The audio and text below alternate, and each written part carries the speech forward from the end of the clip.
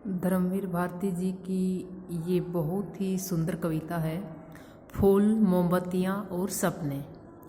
फूल, मोमबत्तियाँ और सपने कविता में कवि की दार्शनिक विचारधारा और सामाजिक जीवन की अनुभूतियाँ व्यक्त हुई हैं। फूल जीवन के उल्लास के प्रतीक हैं, मोमबत्तियाँ प्रकाश की ज्योति और सपने जीवन की अस्थिरता के प्रतीक हैं। यानी कि इस पंक्ति में कहा गया कि कवि की दार्शनिक विचारधारा, यानी कि दार्शनिक क्या होता है, जीवन को देखने का तरीका, जीवन के प्रति कवि के कैसे विचार हैं वो उसकी दार्शनिक विचारधारा है। और सामाजिक जीवन की अनुभूतियाँ, यानी कि समाज के अंदर हम कैसा जीवन जीते हैं उसकी अनुभूतियाँ, उसका अनुभव किए हुए ये सारी घटनाएं उन्होंने अभिव्यक्त की हैं।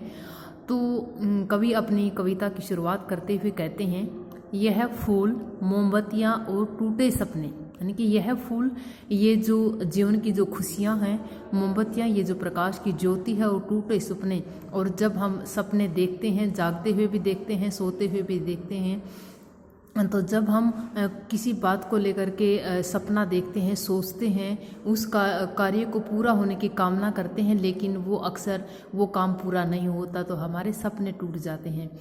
लेकिन कवि क्या कहते हैं कि ये जीवन की सच्चाइयाँ हैं और इन सच्चाइयों से हम भाग नहीं सकते। यह फूल, मोमबत्तियाँ और टूटे सपने, ये पागल क्षण, यानी कि ये कभी कभी पागल बना देने वाले क्षण, यह कामकाज, दफ्तर, फाइल, ये हर रोज़ का रोज़मर्रा का जो कामकाज है, ये हर रोज़ का दफ्तर जाना, दफ्तर में जा कर के इन फाइलों को टटोलना, और रोज़मर्रा के जीवन से हमारा जो जीवन है वो उचाट सा हो जाता है, ऊब जाता है। भत्ता वेतन, और अक्सर भत्ता वेतन के बारे में चलती हुई बातें, ये सब सच हैं। यानी कि ये जीवन की सच्चाइयाँ हैं और हम इन सच्चाइयों से भाग नहीं सकते, बल्कि इन सच्चाइयों का हमें सामना करना है। यानी कि यदि हमारे सपने पूरे होते हैं तो भी हमें साधारण रहना है, और यदि हमें जीवन के अंदर दुख मिल जाते हैं तो भी हमें दुखों से नहीं घबराना है, बल्कि जीवन की सच्चाई को स्वीकार करना है। इनमें से रति भर न किसी से कोई कम, यानी कि ये जीवन की सभी सच्चाइयाँ हैं, चाहे हमारे जीवन के अंदर आए सुख हैं, दुख हैं, इनमें से किसी का भी महत्व एक दूसरे से बिल्कुल भी कम नहीं है। अंधी गलियों में पथ भ्रष्टों के गलत कदम, और युवक जो अपने पथ से, अपने रास्ते से भटक जाते हैं, वो अंधी गलियों में अपने गलत कदम रख लेते हैं, यानी कि वो अपने रास्ते भटक जाते हैं और अपराध की अंधी गलियों में भटकने लग जाते हैं। या चंदा की छाया में भर भर आने वाली आंखें नम, या किसी को याद करके जब हम चांदनी रात की छाया में रोने लगते हैं, या वो फिर आंखें नम होती हुई आंखें हों। बच्चों की सी दूधिया हंसी, या मन की लहरों पर उतराते हुए कफन, ये सब सच हैं। या जो बच्चों की दूधिया हंसी, जब बच्चे हंसते हैं तो उनकी जो हंसी है वो बहुत ही प्यारी लगती है।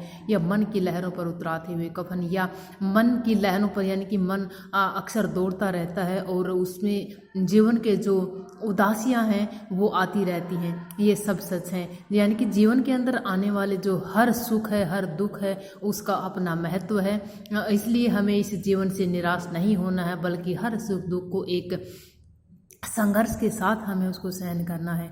जीवन है कुछ इतना विराट, इतना व्यापक, उसमें है सबके लिए, सब जगह है, सबका महत्व। यानी कि हमारा जो जीवन है वो इतना विराट है, इतना विशाल है, इतना व्यापक है कि उसमें हर किसी के लिए महत्व है, हर किसी के लिए जगह है। वो चाहे हमारे सुख हैं, दुख हैं, हमारे अपने हैं, पराए हैं, तो वो किसी का भी महत्व एक दूसरे से कम नहीं है। ओ मेजों की कोरों पर माथा रख रख कर रोने वाले, यह दर्द तुम्हारा नहीं सिर्फ यह सबका है। तो धर्मवीर भारती जी इस पंक्ति के अंदर एक बहुत ही सुंदर संदेश देते हैं कि जब हम थक हार करके मेजों के कोरों पर, मेजों के किनारे पर माथा रख करके रोने लग जाते हैं, तो कवि यहाँ पर मनुष्य को उस दुख से उभारने का प्रयास करते हुए कहते हैं कि यह दर्द तुम्हारा नहीं सिर्फ यह सबका है। यानी कि जीवन के अंदर दर्द हर किसी को मिलता है। ये अलग बात है कि कोई उस दर्द में डूब करके मर जाता है और कोई उस दर्द से उबर जाता है। सब ने पाया है प्यार, सभी ने खोया है। यानी कि जीवन में हर किसी के जीवन में दुख आता है, सभी अपना प्यार खोते हैं और सभी को प्यार प्राप्त होता है और सभी अक्सर अपना प्यार खोते हैं। यानी कि जीवन के अंदर कभी कभी ऐसी दुखद घटनाएं हो जाती हैं जब हमारा अपना ज़िंदगी से बिछुड़ जाता है। तो यहाँ पर कवि हर किसी को ढाढ़स बंधाते हुए कहते हैं कि हर व्यक्ति यहाँ पर प्यार प्राप्त करता है और खोता है, इसलिए इस जीवन के दुखों से घबराने की कोई आवश्यकता नहीं है। सबका जीवन है भार और सब जीते हैं। यानी कि ये जीवन है वो सभी के लिए भार स्वरूप बन गया है, क्योंकि इस जीवन में दुखों का ज़्यादा भंडार है, लेकिन फिर भी सभी इस जीवन को जीते आ रहे हैं। बेचैन न हो इस जीवन से, इस दुखों से हमें बेचैन होने की आवश्यकता नहीं है। क्यों? एक रास्ता दिखाते हुए धर्मवीर भारती जी यहाँ पर कहते हैं, यह दर्द अभी कुछ गहरे और उतरता है। यानी कि जब हमारे जीवन के अंदर दुख होता है तो हम बहुत परेशान हो जाते हैं, लेकिन ये दुख, ये दर्द जब हमारे हृदय के अंदर बहुत गहरे उतरता है तो फिर हमें एक ज्योति मिल जाती है, हमें प्रकाश मिल जाता है। और वो प्रकाश किसका? उस परमात्मा का प्रकाश होता है, जिसके मंजुल प्रकाश में सबके अर्थ नए खुलने लगते। जब हमें उस परमात्मा का मंजुल प्रियतम प्रकाश जब हमें प्राप्त हो जाता है तो हमारे दुखों के, हमारे जीवन के रोज़मर्रा के जो कार्य हैं, हमारे जीवन की सच्चाइयाँ हैं, उनके एक नए अर्थ खुलने लग जाते हैं। एक नए अर्थ हमें, एक नया मतलब हमें प्राप्त होने लग जाता है। ये सभी तार बन जाते हैं। तो ये जीवन की जो दुख हैं ये सभी तार बन जाते हैं। कोई अनजान अंगुलियां इन पर तैर तैर सब में संगीत जगा देती है अपने अपने।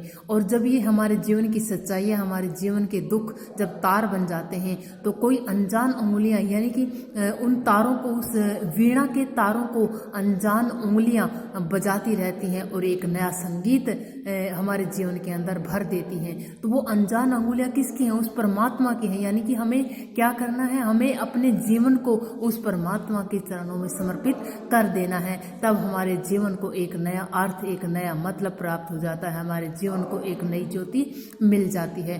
गूंथ जाते हैं ये सभी एक मीठी लय में। और जब उस परमात्मा के प्रेम का स्पर्श हमें प्राप्त हो जाता है तो ये सब हमारे जो यह कामकाज है, ये संघर्ष है, वीरस, कड़वी बातें, ये फूल, मोमबत्तियाँ और सपने, ये हमारे जो रोज़मर्रा का काम है, जो हमारे जीवन का जो संघर्ष है, इस संसार से मिलने वाली जो कड़वी बातें हैं, ये जीवन के फूल हैं, जीवन के जो सुख हैं, और ये प्रकाश ज्योति है, जो टूटे सपने हैं, ये एक मीठी लय के अंदर गूंथ जाते हैं। यानी कि इनको एक नया अर्थ प्राप्त हो जाता है जब हमें उस परमात्मा के प्रेम की ज्योति प्राप्त हो जाती है।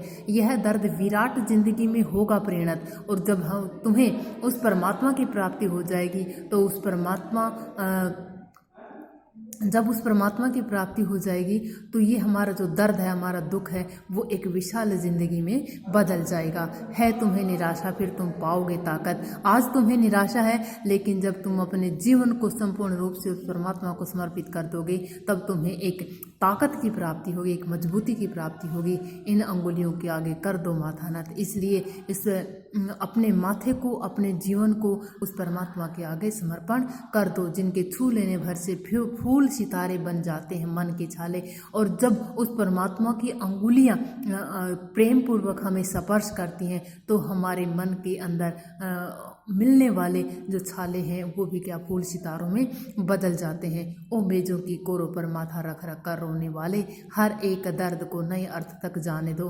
तो वो उस निराश व्यक्ति को संबोधित करते हुए कहते हैं कि जब तुम्हें जीवन में निराशा प्राप्त हो जाती है तो हम मेजों की कोरों पर, मेजों के किनारे पर माथा रख रख कर रोने लग जाते हैं। लेकिन वो उस निराश व्यक्ति को संबोधित करते हुए कहते हैं कि हमें उस दर्द को, हमें उस दुख को एक नया अर्थ देना है। हमें हमारे जीवन, संपूर्ण जीवन को उस परमात्मा को समर्पित कर देना है। तब हमारे जीवन को एक नई ताकत, एक नई ज्योति प्राप्त हो जाएगी।